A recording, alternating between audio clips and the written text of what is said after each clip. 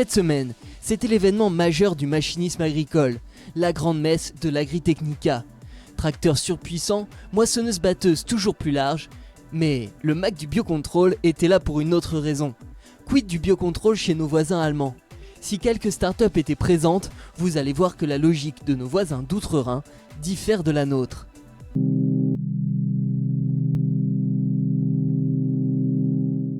Sur l'Agritechnica, nous avons en effet pu nous rendre compte que le biocontrôle était quasiment absent.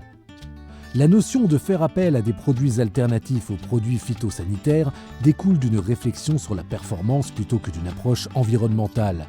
Nous avons interrogé la DLG, la société allemande qui organise l'Agritechnica, à ce sujet. Le biocontrôle est une vraie voie en termes de méthodes et de produits, mais qui n'est pas encore très connue en Allemagne, notamment chez les agriculteurs. Les cultures les plus importantes ici sont le blé, le maïs et la betterave sucrière. Et sur ces cultures, les méthodes de biocontrôle ne sont pas très présentes. Mais, en cherchant bien, on finit toujours par trouver. Et il y avait quelques stands d'intérêt, notamment un système de pièges connectés qui permet de prévenir et de contrôler les invasions d'insectes sur vignes et arboriculture.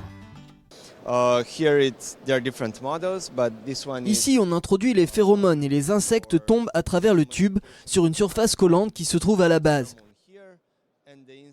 Sur la partie supérieure du piège, nous avons placé la caméra qui va prendre des photos des insectes qui sont tombés. Cette caméra va envoyer les données récoltées sur le cloud pour qu'elles soient traitées.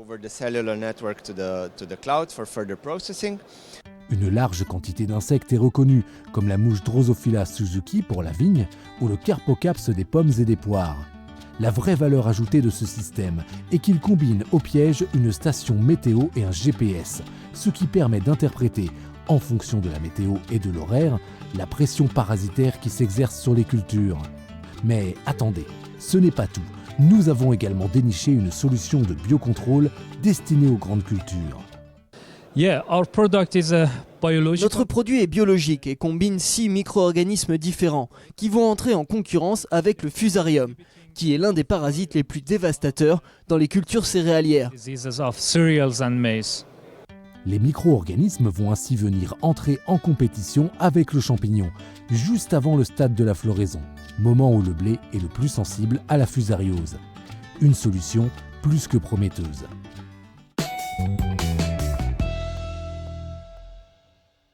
Un colloque défi aura lieu le 19 novembre de 9h30 à 17h à Artois Expo à Arras sur la thématique « L'agroalimentaire au diapason de la réduction des produits phytosanitaires ».